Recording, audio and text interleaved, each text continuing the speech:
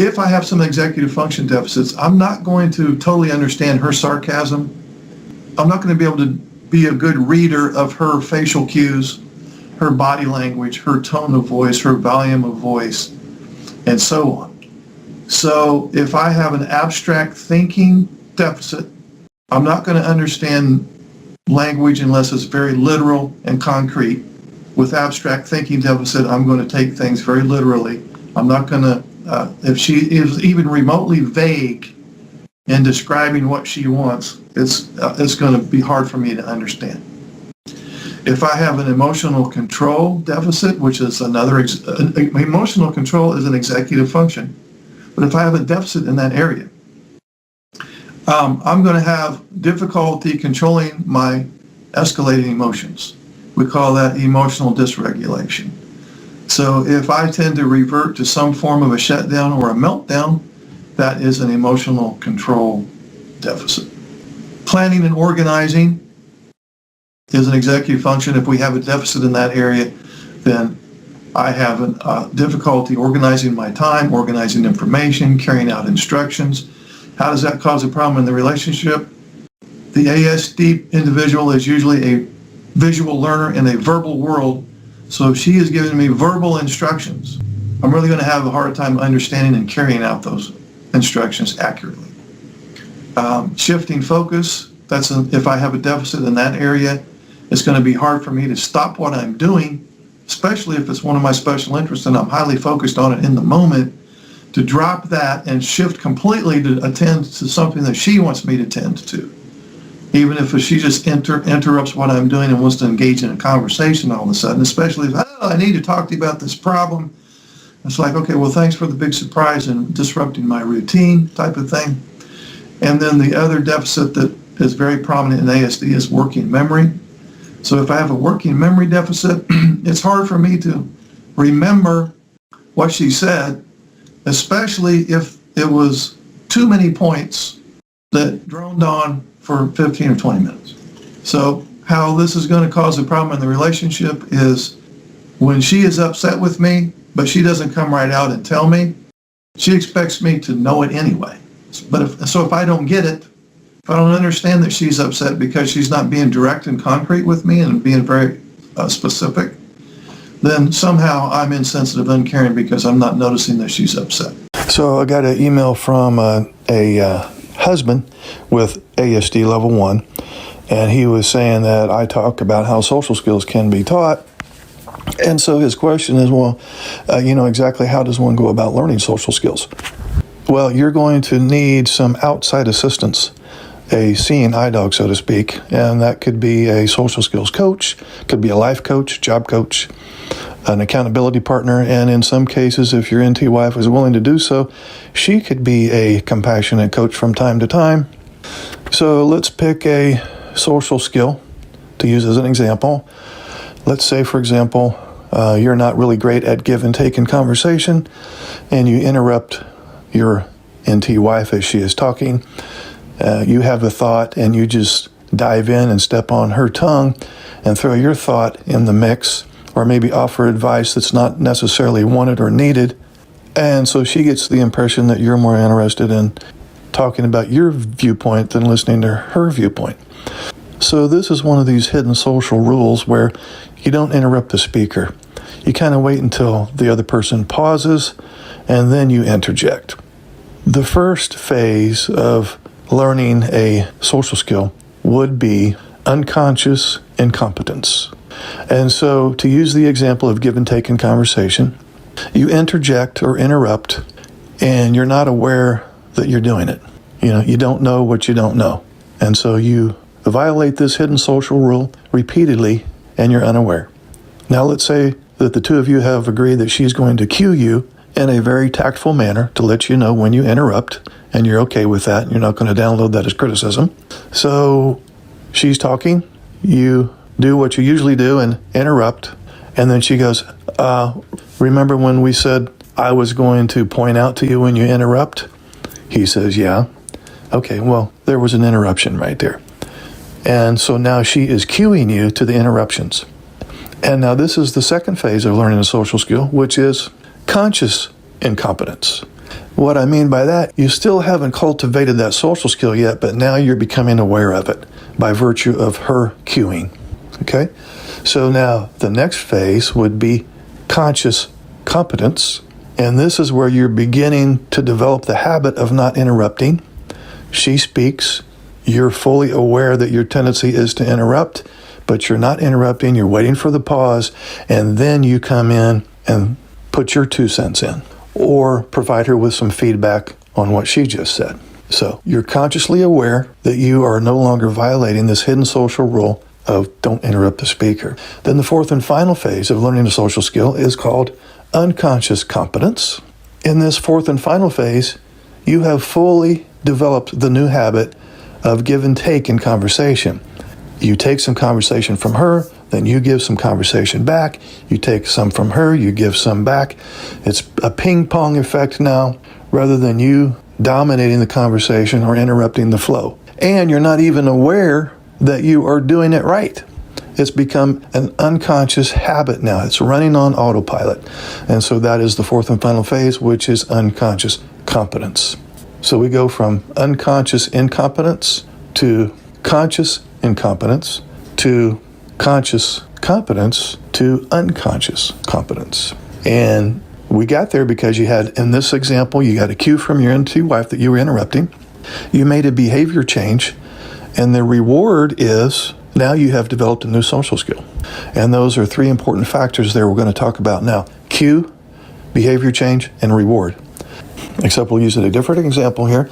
I'm going to borrow one from one of my clients. He was accused of being a workaholic, and he admits that he was. And so he would work late at the office, and he would get home after the family had already eaten dinner. And so his wife was complaining that he wasn't spending enough time in the evenings with the family.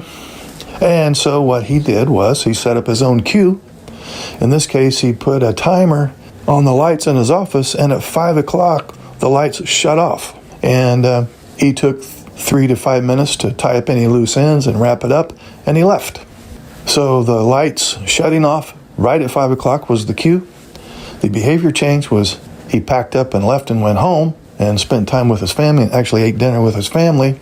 And so that was the behavior change. And then the reward was happy wife, happy life.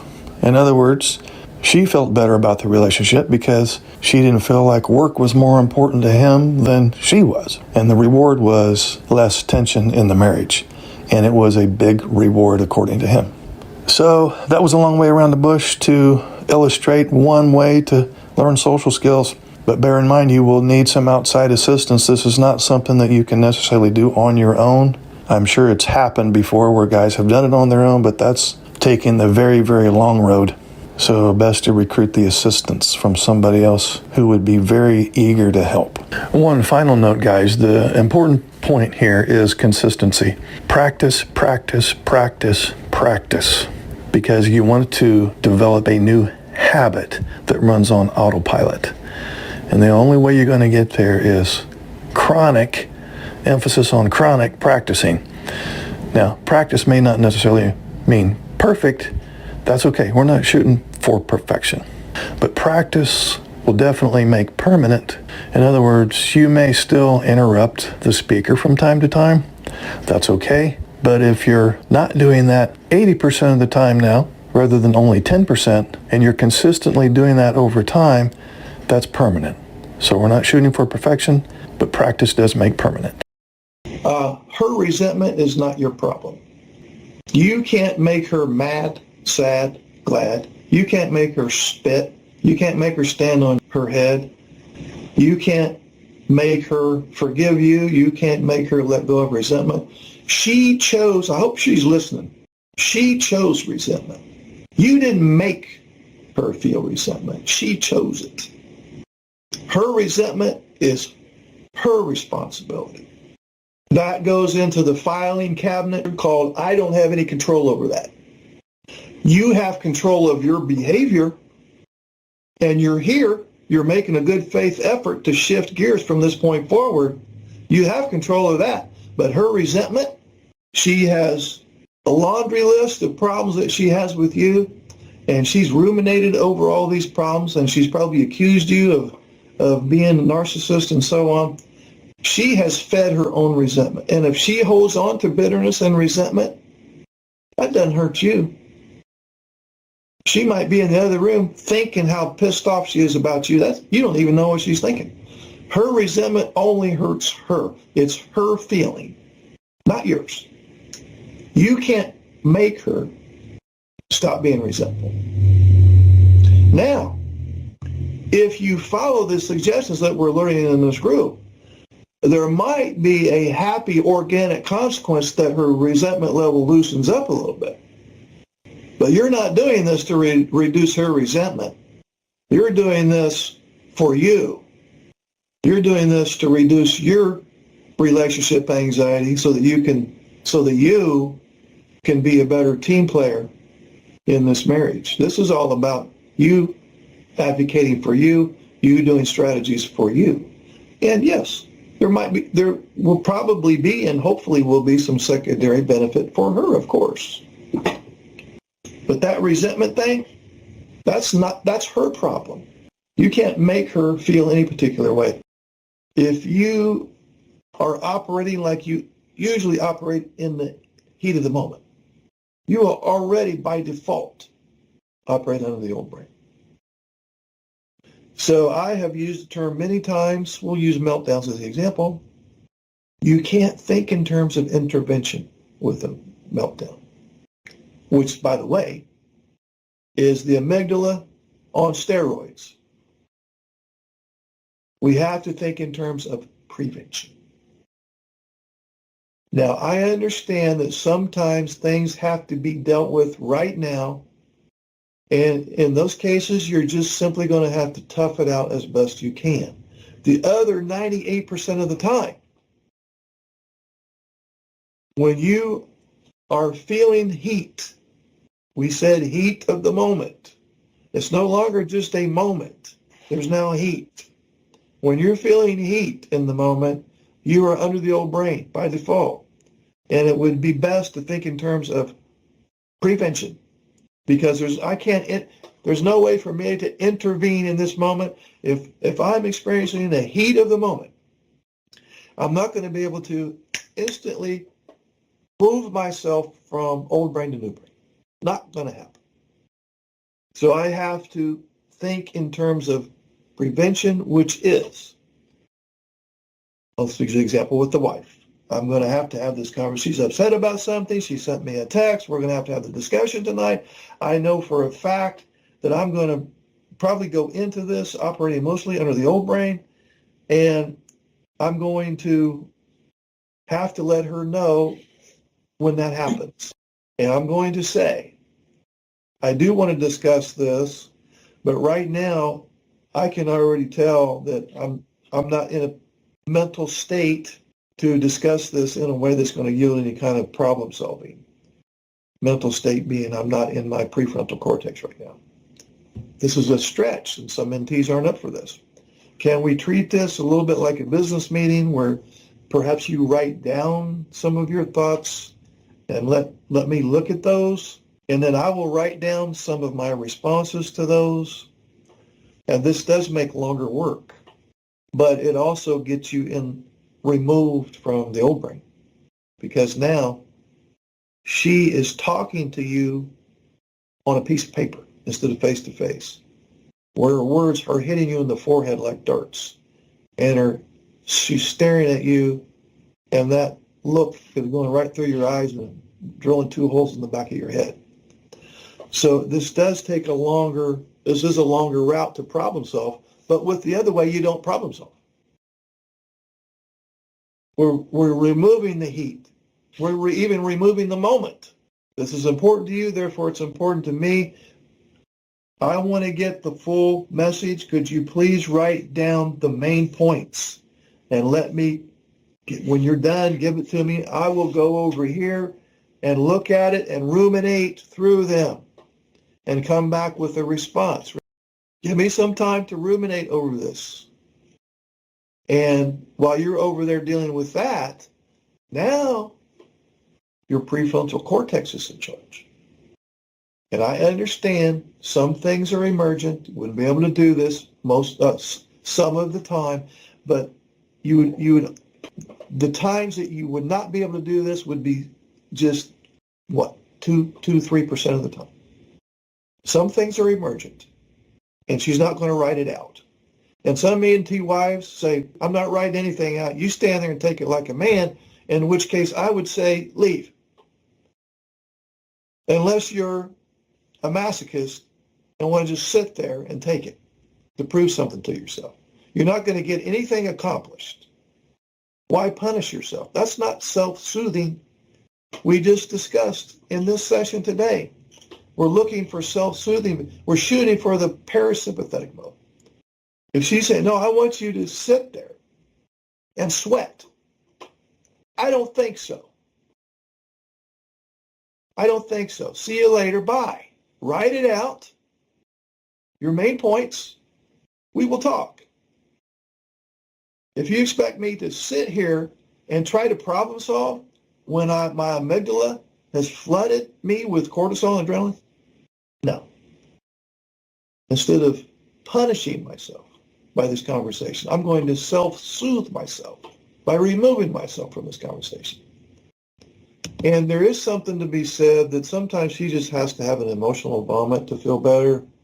But I got a real problem with that, because that's like me asking you, okay, sometimes she's going to be verbally abusive, and you just kind of, just go ahead and be tied to the whipping post for a little while, because she'll feel better. Fuck that. We're interested in being able to stay in parasympathetic mode so that our new brain is working, so that we are rational and logical, so that we can problem solve, which will benefit her. We care about solving the relationship problems, but it ain't going to happen unless we do it this way. So if she's more concerned with just having an emotional vomit in your lap than problem solving, you have a choice. Okay, I think she probably needs to vent. I'm going to be over here in a heightened state of anxiety, and I have no clue what to do about it, but I'll just go ahead and let her spit all over me. Or I'm going to start treating myself better. I will problem solve when you calm down, and we may have to make a few accommodations, but my big goal is to solve the problem instead of letting the problem linger and linger and linger, and your resentment getting deeper and deeper and deeper, which is what we've been doing for the previous 10, 15 years. Now she has a choice. She can choose to be a bully and get nothing accomplished other than you doing a shutdown or a meltdown. Or she can go, okay, well, I'm up for trying anything to solve some of the problems, because they're piling up over there in the closet and we're running out of closet space. Hey guys, this is Mark. I'm taking on some new clients. There's my email address right there. I do have about a 4-week waiting period. So if you'll email me, I'll put you on my waiting list. And in approximately 4 weeks from today, we'll be able to meet face-to-face using Zoom or Skype. And we can talk about the relationship difficulties you're having in your neurodiverse marriage, where one person is autistic, the other one is not. And we will come up with some preliminary intervention strategies to do some marital conflict repair. So feel free to email me, and we'll get started soon. I've been working with people online for 25 plus years. So I've been around the block a time or two, and so I look forward to hearing from you.